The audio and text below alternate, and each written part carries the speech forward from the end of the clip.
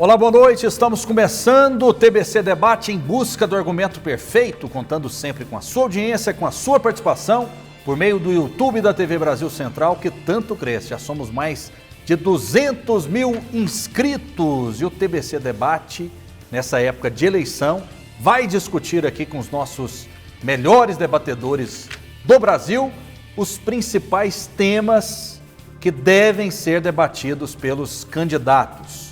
Afinal de contas, o próximo presidente da República deve apoiar o uso das armas? Comigo, dois notáveis especialistas com posições diferentes. Mas antes de anunciá-los, é muito importante dizer que no nosso programa brigam ideias e não pessoas. Portanto, desarme-se, está no ar a partir de agora o TBC Debate.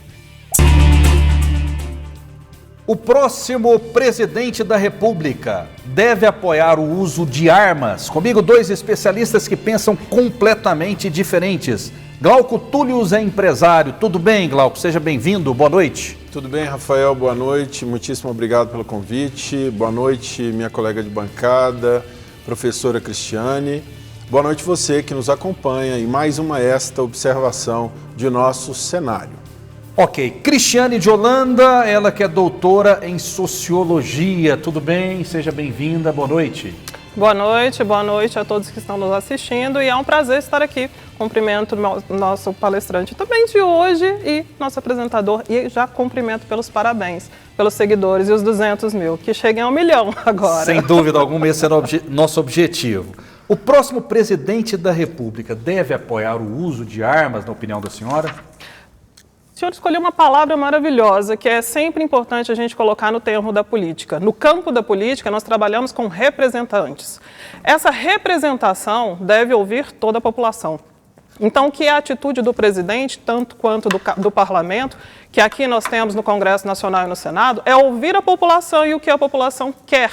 Porque ao longo da história do Brasil, a população já se posicionou. Então, o que o Brasil quer é o que o presidente irá cumprir depois. Qual foi o posicionamento?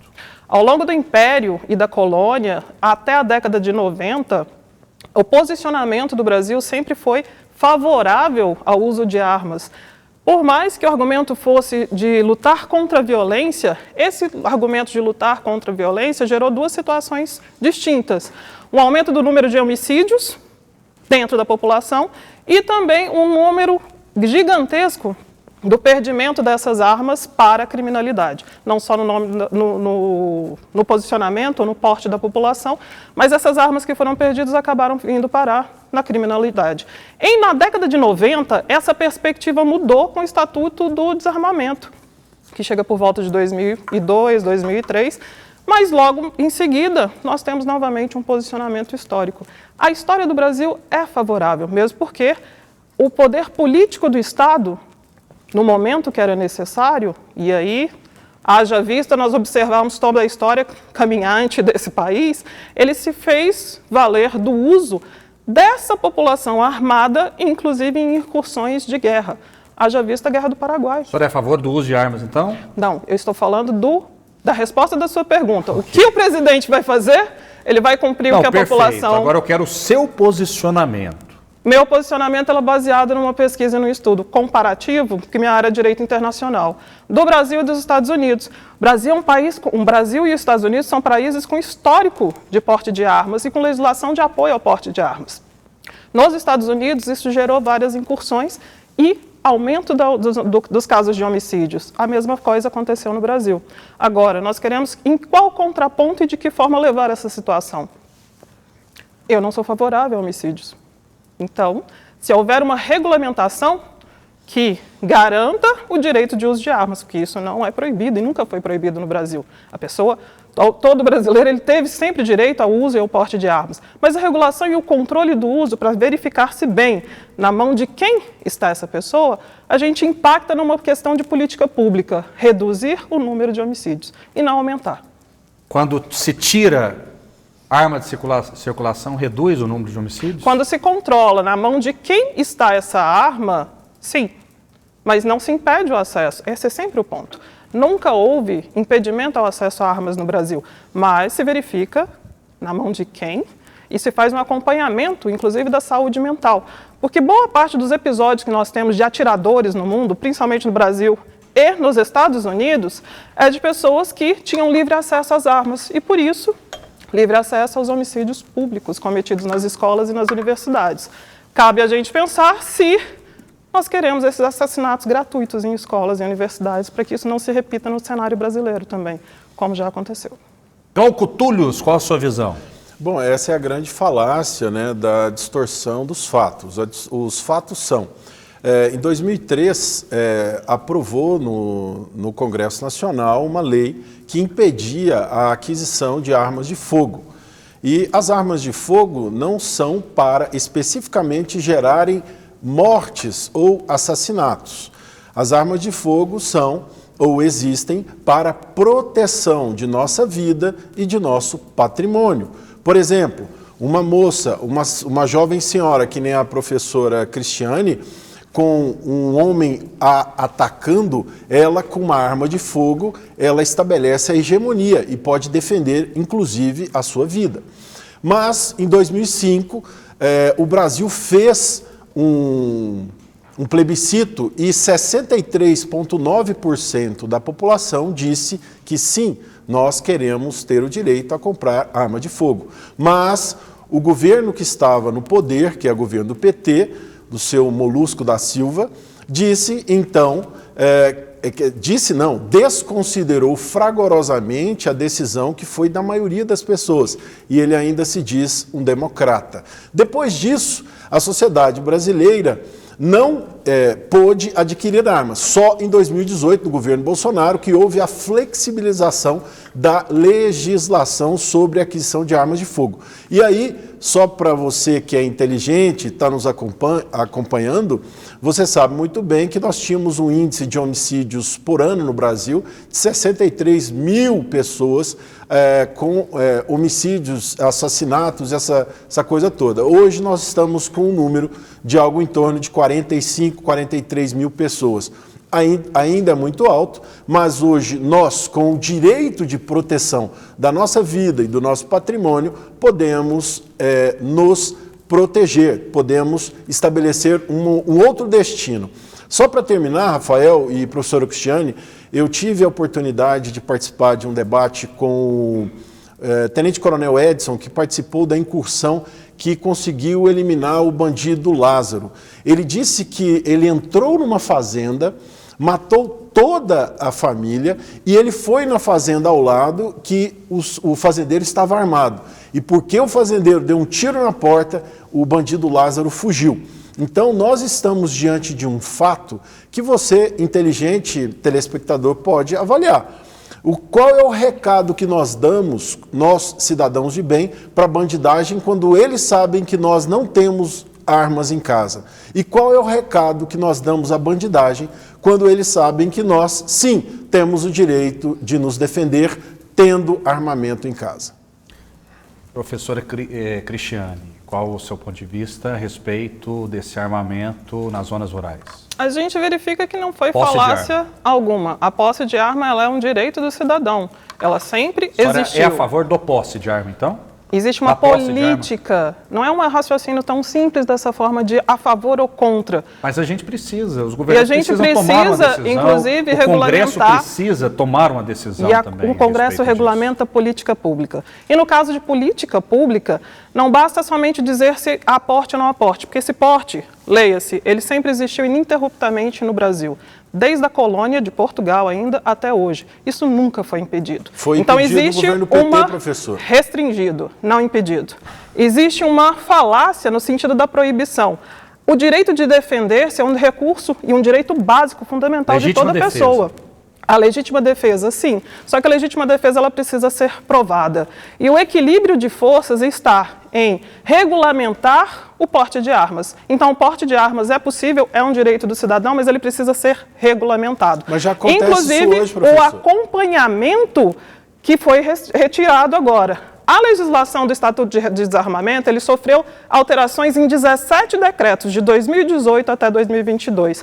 Isso fez com que toda a política de porte de armas no Brasil gerasse um impacto e um incremento no aumento do número de armas na população de quase 500%. Isso é bom ou ruim? Depende. Qual é o objetivo? De resolver os conflitos. O principal do resolvimento de conflitos entre pessoas é diálogo. Se a pessoa tem à mão uma arma nas brigas de trânsito que são mais recorrentes e ela tem esse porte mesmo e guarda a arma dentro do carro, ela parte para o debate, ela foi educada a ter esse porte e fazer um uso regular e seguro desse porte de armas, ela é acompanhada em sua saúde mental para fazer esse porte regular de armas, ou simplesmente ela é reativa. Doutora, daria para dialogar com Lázaro, por exemplo? Eu não posso fazer uma avaliação, muito menos psicológica, o fato já de um criminoso. Não é da minha competência. Doutora, e qualquer situação nesse sentido seria uma mera especulação de qualquer pessoa. Tá, a especulação é o que a senhora acha e o fato. O fato real é que nós tínhamos o assassino serial que foi parado simplesmente pela arma de fogo.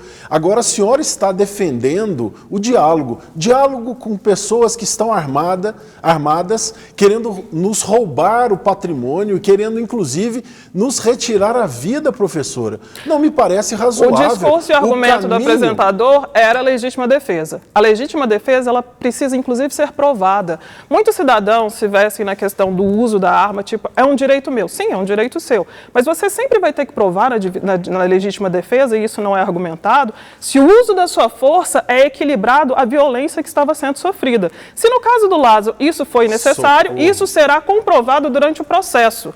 Agora, se você exacerba no uso da força, ou seja, você pega um canhão para matar uma formiga, isso não tem equilíbrio. Professora, me perdoe, eu vou fazer uma pergunta para a senhora. A senhora, por exemplo, eu não quero jamais que isso aconteça na sua vida, mas digamos que a senhora está diante de um homem grande e que quer realizar um estupro na senhora.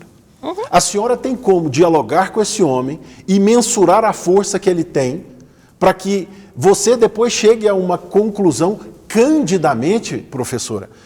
Tem hora que vocês, com todo perdão, vocês defendem uma defesa, vocês defendem uma tese de entrega de flores e livros para uma pessoa que vem com intenção má, inclusive de agressão, de subtrair a vida. Como que você dialoga com esse tipo de pessoa? Esses dias, um vídeo que um rapaz foi preso. Sabe o que ele foi? Ele foi na casa de três homossexuais. E chegou na casa desses 3 homossexuais, ele matou os 3. Aí o repórter perguntou para ele, por que você matou? Eu matei porque eles eram homens, falou lá, e você está arrependido do que você fez? Não, eu não estou e faria de novo.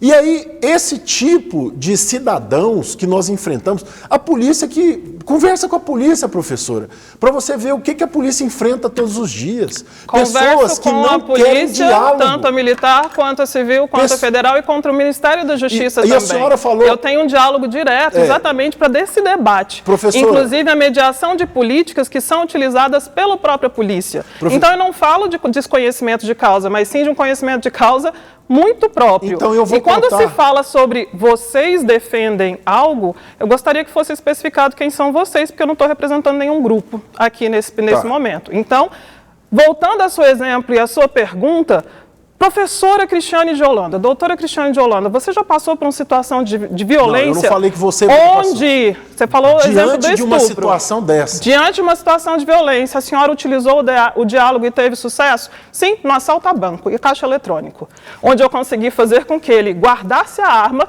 e parasse de assaltar não só a mim, mas como uma senhora idosa que estava na minha frente. Então para tudo e explica. Quem faz isso precisa de treinamento. Perfeito. Professora, chegamos no ponto. Precisa de treinamento. A senhora vai ensinar a polícia, professor. Eu estou curioso. Posso dar aula, inclusive, para a polícia, porque eu trabalho com mediação de conflitos e é essencialmente isso que a polícia faz. O serviço da polícia também é a mediação de conflitos. Descreva a cena e diga o que a senhora fez. Registro. Não recomendo todas as pessoas a fazerem isso, a menos aquelas que tiverem o seu devido treinamento. Professora, a senhora falou claro. Só um momentinho que eu quero saber o que aconteceu. Como que a senhora evitou esse... Não vou entrar, não fazer marketing para o banco, tá? Citando ele de exemplo. Mas isso aconteceu numa agência bancária, no caixa eletrônico, final de semana, onde eu ia passar rapidamente pela via, passar no caixa, sacar dinheiro e sair. Eu passei no caixa, a pessoa idosa pediu ajuda, eu fui ajudá-la. E nesse interregno que demorou para fazer a ajuda, ela compreender, me afastar, para ela digitar a senha, etc., o assaltante chegou. Ele pediu que fosse sacado determinadas quantidades. Ele não localizou o meu cartão, porque eu já havia guardado, ele não estava visivelmente localizado. E solicitei que a senhora entendesse a situação, porque naquele momento... E aí a gente entra num outro ramo e num outro assunto que faz parte dos grupos de pesquisa que eu tenho e que eu participo, que é o NECRIV da UFG, por exemplo, que é o estudo da violência. A pessoa que passa por situação de violências, ela tem impactos na vida dela. Mas qual foi o desfecho? Essa senhora idosa, ela não conseguia entender que, inclusive, ele estava armado com uma pistola. Eu falei, senhora, tem um assaltante, ele está solicitando que saque dinheiro para a entrega dela. Não teria como ela disfarçar porque ela estava com o cartão na mão. Ele falou, eu sei que ela está com o cartão, ela precisa sacar a senha. E apontou a arma para ela. Eu falei, não aponte a arma para ela, porque ela precisa. Qual que é o seu objetivo? Não é que ela saque o dinheiro? Se você deixar ela nervosa, ela não vai conseguir digitar a senha. Então, assim, que situações que o senhor quer causar? Ele, tá bom, vou guardar a arma. E saiu, foi para a porta vigiar. Eu falei, a senhora está bem? E aí, o que aconteceu nesse momento? Ela se acalmou, estava bem, entrou um outro cliente na agência. E aí, a situação que estava equilibrada até aquele momento se desequilibrou, porque essa pessoa chegou afrontando o assaltante. Isso gerou uma situação muito complicada. Eu afastei a senhora para o fundo da agência, nós duas ficamos lá, enquanto os dois debatiam. O outro ajudante do assalto entrou e falou, isso aqui está demorando, a gente precisa ir embora. E eles foram embora. Muito bem, mas essa é uma fórmula exata? Vai dar certo sempre? Nisso não existe formas exatas para a vida, A senhora né? se arriscou também, no caso. E se existe uma tentativa ou não, porque existe treinamento, e mesmo com treinamento, que seja a pessoa e a polícia mais especializada, isso também pode funcionar. A senhora seria capaz, naqueles momentos de tensão, de convencer Lázaro? Eu não vou fazer especulações, não é minha área de pesquisa. Bom, tem uma informação que a senhora passou, inclusive a senhora usou um termo sobre perdimento, né, de armas pelo cidadão de bem. Nas 50 mil armas apreendidas pela polícia, professora, apenas 11 vieram do cidadão de bem. Todas essas armas vieram frutos do contrabando e da contravenção. Então, esse argumento falacioso que diz que as armas, quando fornecidas ao cidadão de bem, vão alimentar a criminalidade, é um equívoco, é um erro pelo fato que eu acabei de relatar agora. Agora, quando a gente olha para 240 mil invasões de terra no governo Lula, em 8 anos de governo Lula, foram 240 mil invasões de terra. Os fazendeiros do Brasil estavam desguarnecidos e agora no governo Bolsonaro nós temos 5 invasões de terra. É óbvio que quando essas pessoas que não respeitam a propriedade rural, não respeitam o produtor rural, vão invadir a sua propriedade, você pode se defender dessa invasão, que é um ato absurdo contra a propriedade privada, o Estado de Direito. Nós sim, hoje, temos condições de preservar o nosso patrimônio e a nossa vida. E para dizer que quando tem uma pessoa maligna em nossa frente, com uma arma na mão, professora, essa pessoa que veio nos assaltar, roubando o nosso carro ou o nosso patrimônio, invasão de uma casa, de uma residência, não é? Essas pessoas, vias de regra, elas são agressivas. E é muito difícil uma pessoa que tem a habilidade que a senhora tem, que demonstra nesse caso que a senhora acabou de contar. Então, se até hoje a polícia ainda não encontrou o caminho que a senhora aqui decanta, eu sugiro até que a senhora traga um método especial, porque todos nós gostaríamos muito de resolver esses problemas da existência no diálogo e na entrega até de uma flor. Porque seria muito mais fácil, não é, se a vida se nos apresentasse nesse horizonte que a senhora aqui demonstra. É sempre importante a gente lembrar que o argumento que eu utilizei se chama equilíbrio entre forças. Se é utilizado, e a questão era sobre a legítima defesa, se é utilizado um tipo de agressão, que tipo de força contrapõe e pode anular essa força? Isso é sempre o princípio, inclusive, utilizado pela polícia, eles são especialistas nisso. Posso auxiliar? É um prazer para mim auxiliar a sociedade em qualquer área do conhecimento que eu tenho domínio. E, nesse ponto, é importante também a gente preservar que o conhecimento que o senhor destacou que eu tenho, e eu agradeço o deferimento, é importante para qualquer pessoa que tenha o porte de armas. Porque, inclusive, se a gente fizer essa mesma analogia, eu não tinha uma arma, eu tinha um argumento. E esse argumento, apesar do equilíbrio de forças eu estar bem baixo nesse equilíbrio de forças, ele foi suficiente para anular uma ameaça iminente. Porém, se uma pessoa tem um porte de armas, e ela, por exemplo, se fosse um cliente desse banco, que ele já estivesse armado dentro do banco, qual seria a reação dele? Bom, a senhora não... Claro, caso que a gente não pode prever a reação de qualquer pessoa, de todas as pessoas. E impossível generalizações e receitas prontas. Isso não tem como fazer. Agora, se essa pessoa ela tem habilidades do porte de armas, se a outra pessoa tem habilidade de porte de armas, da mesma forma que a habilidade ela é cobrada na mediação de conflitos, na resolução pacífica desses conflitos, se caso for, na situação do porte de armas e na regulamentação, presidente, Congresso Nacional, tem que prever na legislação, sim, uma regulamentação que abarque o controle do uso e da manutenção. Quem tem o porte de armas, ele passa por constantes avaliações para ver o equilíbrio dessa pessoa, para ele realmente exercer um domínio sobre essa grande força que ele tem? Professora, esse é o ponto. A senhora não respondeu a minha pergunta. Que seria? A senhora contou um caso, não é? Que a Qual senhora pergunta? conseguiu argumentar porque ele tinha a possibilidade de ter um dinheiro. O caso que eu coloquei, fiz uma pergunta para a senhora, foi no caso de um estupro. Um estuprador vindo de encontro à senhora com esse objetivo. O que eu disse neste momento, é difícil estabelecer um diálogo se ele realmente está ali com o objetivo de entrar em vias de fato com a senhora. No caso, se a senhora estivesse armada, eu não digo a senhora porque a senhora não quer armas de fogo, mas nós temos muitos casos de que a mulher conseguiu ali se proteger porque ela estava armada. E não necessariamente ela retirou a vida. Você usa arma de fogo? Não. Por quê?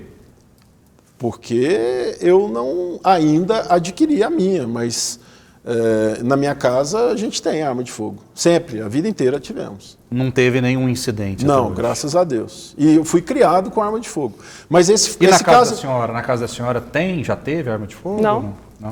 Não, mas esse caso é interessante, porque eu acho lindo a possibilidade do diálogo. Só que quando a gente tem uma pessoa que não está de posse das suas emoções ou dos seus sentimentos, e é uma pessoa degradada moralmente, essa pessoa vai para o estupro. E aí, no caso da mulher não estar com a possibilidade de se defender, ela vai ficar refém desse fato. Bem lembrado pelo senhor, porque boa parte desses homicídios ocorrem em situações de violência doméstica. Então, é praticamente um equilíbrio de forças de que tanto ao marido, se for agressor, a mulher, se for agressora, que eles possam se contrapor e fazer uso dessa arma. Volta ao ponto. O homem sempre leva vantagem nesses conflitos. Professora, voltamos ao ponto. O aumento de violência doméstica, principalmente nesses 2 últimos anos de pandemia, não aumentou foi surpreendente. E essa surpresa também se deu... Números? Não, nesse campo especificamente eu não vou trazer. Mas isso já é recorrente noticiado, inclusive saiu no Atlas da Violência, então podem conferir lá. Nós já temos institutos de pesquisa que possam comprovar isso. Então a gente entra no ponto. Para quem for que porte uma arma, seja ela branca, uma arma de fogo, etc., ela tem a habilidade necessária para fazer esse porte? Esse é o ponto, porque o direito à arma, quais são os critérios deixamos claro, a pessoa e o cidadão ali já tem. Ok, digam para mim, talvez o Glauco saiba, a senhora saiba também, quais são os critérios hoje para se ter uma arma de fogo? Você tem que fazer todo um exame psicotécnico e também psicológico para você poder adquirir uma arma de fogo. Mas, professora, os índices de homicídio, depois que nós tivemos o direito de adquirir armas de fogo, eles se reduziram. Eles saíram de 63 mil por ano e hoje está em 42, 43 mil por ano. Então, o recado que nós, homens de bem, que podemos defender a vida e o patrimônio, damos agora para o banditismo, é que nós temos o direito de nos proteger. Eles não mais entram nas nossas residências como entravam antes.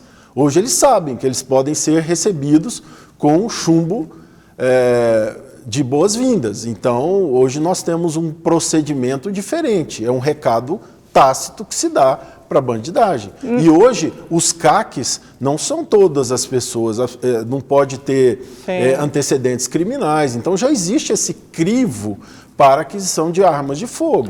Eu continuo querendo ouvir uma resposta da senhora. E qual é a pergunta? Por gentileza, responda. Faça a pergunta e passa a bola para ela. Porque diante de um estuprador que quer realizar o fato que é hediondo, a senhora ainda defende a ideia de ter um bom diálogo? Diante de qualquer situação de crime, essa sua pergunta é uma mera especulação. Era a mesma coisa de eu virasse para o senhor e falasse, diante de um estuprador, do senhor, no caso, qual seria o seu posicionamento sobre as questões de arma? Lembre que... Eu te respondo. Lembre-se... Eu te respondo. Eu não vou cobrar uma resposta de uma pergunta especulativa como essa, como eu também não tenho como responder. Um fato concreto diante de uma situação de violência, qual é a resposta da pessoa? Ninguém sabe, porque ela está numa situação crítica, que a reação dela só um momento, pode ser várias, inclusive. Eu, quando citei um exemplo, quando o senhor deu esse exemplo, eu citei um exemplo concreto. Ok. Fato concreto, então, é que uma publicitária que eu conhecia, inclusive, se chama Poliana, cerca de 20 anos atrás, roubaram um veículo dela, o levaram para um local muito distante, e ela foi estuprada e morta de uma maneira muito violenta, ou seja, usaram uma força desproporcional e não teve como ela se defender. E se ela tivesse armada? Se ela estivesse armada, nesse caso concreto, a história poderia ser... Ela teria uma chance. Poderia ser outra? Continua uma incógnita. Não. Nesse caso, doutora, aí vamos lá que eu passo a bola para a senhora. Nesse caso, o fato concreto é que ela foi estuprada e morta de maneira violenta. Ou seja, ela não tinha chance nenhuma contra uma força maior, que era um homem armado. Nesse caso, se ela estivesse armada, ela poderia ter evitado tudo isso. Concorda ou não? Fato concreto. Eu não tenho como, e aqui não tem nenhuma bola de cristal, mas ela nem teria representação. Uma chance, professor. Mas ela teria mais chance. De como mas ela seria teria uma chance, a reação professor. De uma pessoa. Não. Mas ela teria mais chances. Eu não tenho como falar por ela. Eu falo. Inclusive, é desonesto a gente tentar falar pela vítima. Não é desonesto. Ou qualquer tipo de vítima. Porque a situação que ela passou... A família enlutada também. Inclusive, pela situação que ela passou, a gente continuar especulando uma morte violenta, eu acho isso uma reviolência ou uma retimização, não dela, mas agora da família. Os números lembrando dizem. uma dor Quem dessa. utilizou a violência foram mas os bandidos. Mas é bom o exemplo que o senhor deu. Por quê? Porque o senhor falou de um homem que tem um porte físico muito mais superior, portando uma arma. Volto para um exemplo da violência doméstica, onde existe sempre uma figura de um agressor que possivelmente terá mais força. E aí, como é que fica essa situação? Ela já nasce desequilibrada. Foi exatamente isso que eu disse em momentos anteriores. Numa briga doméstica... Só que numa briga doméstica existe um convívio. Não é o caso. A arma não foi feita. Existe um convívio. As pessoas estão convivendo recorrentemente naqueles dias. E aí a gente entra no seguinte ponto. A pergunta inicial do programa era... Ok, mas tem desdobramento. Claro que tem. O que o presidente, o próximo presidente da República irá fazer com relação à política de desarmamento no Brasil? Qual é a vontade do povo? E, por favor, coloquem no chat qual é o posicionamento de vocês, porque vocês vão contribuir, inclusive, com o debate do programa e, quem sabe, com uma futura política, com um novo projeto de lei que vai atender à vontade da população em geral. Nós já temos, inclusive, umas 17 modificações por decretos e outros atos. Porque o plebiscito já temos o plebiscito. Porque o plebiscito não foi implementado, na opinião da senhora? Houve uma carteirada, houve uma manobra? Não tenho como falar pela nação sobre a questão de especulação. Não, isso não é nação, isso é o governo.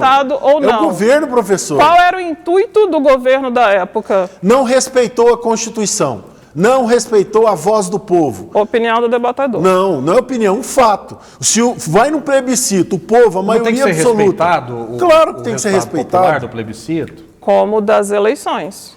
Claro, como claro. dos projetos de então lei. como que a senhora está falando que a senhora não Qual? sabe como dizer? Não, Se eu fez tenho um como falar plebiscito pelo das governante. eleições, Não. tem Da que mesma ser forma, respeitado. seria o governante X ou Y. Fala por que ele fez e praticou tal ato. Eu não vou falar por ninguém, eu falo por mim. Professora, Isso é fato. 63,9% da população foi no plebiscito e disse queremos comprar arma. O governo do Lula simplesmente desconsiderou o plebiscito. É isso que nós estamos aqui contemplando agora. Mas a não gente foi já tá falando do respeitada a próximo vontade do governante? povo. Se é democracia, você é inteligente, telespectador. Se é democracia, a maioria votou e o governo vigente não contemplou a vontade da maioria soberana da população, você acha o quê? É um governo ditador. Ok. Glauco Túlios, muito obrigado pela sua presença. Obrigado, Boa noite. Rafael. Obrigado você que nos acompanha. Obrigado, professora Cristiane, Agradeço. que não respondeu a pergunta. Um abraço, Respondi até a com próxima. exemplo completo, não Vou fazer outro concreto, não uma debate depois com especulação. vocês sobre Vamos isso. lá.